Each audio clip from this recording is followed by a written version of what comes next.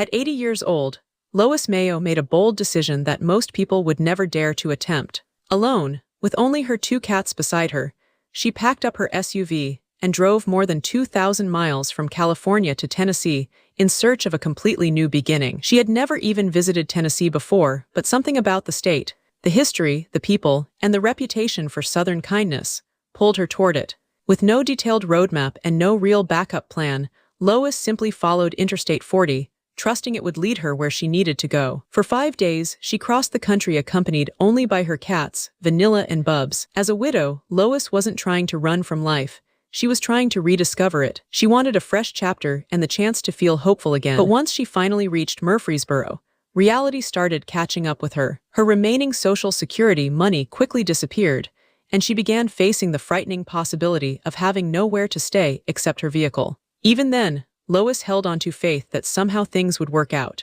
During a visit to Walmart, she met an employee named Paris Barnes. What began as a simple conversation instantly became something much deeper after Lois quietly admitted 3 heartbreaking words: "I am homeless." Paris was deeply affected by what she heard and immediately stepped in to help. She arranged a temporary motel stay for Lois and started an online fundraiser to support her situation.